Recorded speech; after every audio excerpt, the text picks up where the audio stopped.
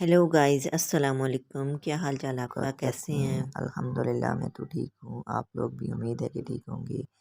और सुनाएं कैसा जा रहा है रमज़ान। और ये है मेरा इफ्तारी का टाइम और मैंने बनाई है आज सलाद वाली चाट। तो ये है, इसमें मैंने खीरा डाला है, एक गाजर, थोड़ी सी बंद गोभी और प्याज, और अभी बाकी चीज़ें रहती हैं, और एक ही टमाटर मैंने डाल दिए हैं। तो ये सारी मिक्स चीज़ें करके मैंने रख दिया है। साथ ही मैंने बेसन बना के रख दिया है और इसकी चीज़ें जो है मैंने कटिंग करके रख दी हैं। और साथ में बना रही हूँ आज बंद गोभी के पकौड़े।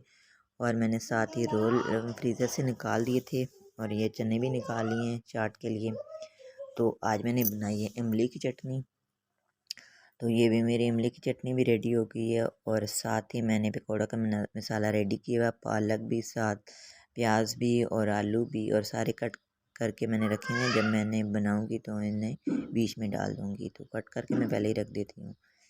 तो ये सारी कटिंग हुई हुई चीज़ें पड़ी हुई हैं। और साथ ही मैकरोनी बॉईल होकर रख दी है मैंने, क्योंकि आज मैकरोनी वाला मैं सलाद बना रही हूँ चाट, तो इसलिए मैकरोनी बॉईल की थी। तो अब मैं मसाला इसमें रेडी कर रही हूँ।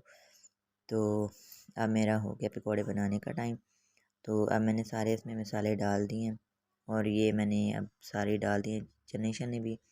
और इसमें मैंने इमली की चटनी और 1.5 चम्मच मैंने मायोनीज़ की और 1 से 1.5 चम्मच मैंने डाल दिए केचप की। इसको अच्छी तरह मिक्स किया, बिल्कुल सही अच्छी तरह मिक्स करना है।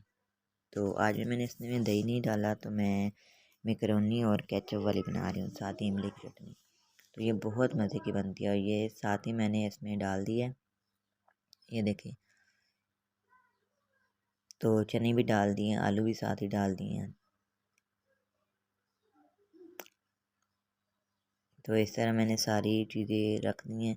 और प्लीज़ मेरे चैनल पर न्यू है तो मेरे चैनल को सब्सक्राइब करें, साथ बेल आइकन का बटन प्रेस करें, लाइक शेयर और कमेंट ज़रूर कीजिएगा।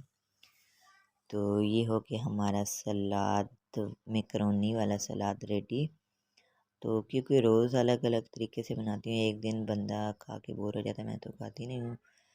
तो आप लोग ये मत कहिएगा कि टिफ़िन में क्यों डाल लिया, ये मेरा जाता है सारी चीज़ें शॉप पर, तो इसलिए मैं टिफ़िन में डाल रही हूँ, तो उनके लिए रख रही हूँ। तो अब मेरी हो गई है चाट रेडी। तो अब मैं करूँगी बंद गोभी वाले पकौड़े। साथ ही मैंने एक अदद प्याज डाला है और सब्ज़ धनिया और सब्ज़ मिर्ची डाल दी है एक अदद। साथ ही मैंने नमक डाल दिया है और साथ ही कुटी हुई मिर्च डाल दी है और थोड़ी सी एक चुटकी हल्दी डाल दी है। और साथ ही मैंने ज़ीरा डाल दिया और थोड़ी सी अजवाइन और थोड़ा सा खुश्क धनिया मसल कर हाथों से, वो भी मैंने डाल दिया। इस तरह हाथों से मसल कर मैंने डाल दिया। तो इसको थोड़ी देर के लिए रख देंगे, क्योंकि ये जो गोभी है ना वो पानी छोड़ेगी और प्याज भी, और उसके बाद इसमें डालेंगे चीज़ें बाकी। तो ये मैंने चटनी भी रेडी कर दी है, अभी मैंने बनाई है चटनी। तो चटनी भी रेडी होगी मेरी। तो साथ साथ जल्दी जल्दी में सारा काम इकट्ठा कर लेती हूँ। तो अब मैं डाल रही हूँ इसमें चाट मसाला, तो साथ ही में डालूँगी नमक। तो बस मिर्च मैंने डाली थी थोड़ी सी, तो ये भी अब टिफ़िन में डाल के पैक करके ये भी रख दूँगी। तो चटनी भी हो गई मेरी रेडी। तो ये भी काम हो गया मेरा।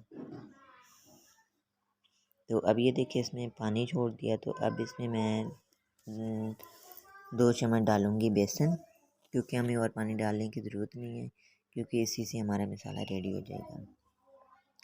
वो आपकी मर्ज़ी है, मैंने वैसे बनाए थे थोड़े से, तो 2 चम्मच मेरे लिए काफ़ी हो गए थे। तो ये मेरा मसाला रेडी हो गया। तो 1 चम्मच मैंने डाला है इसमें मैदा।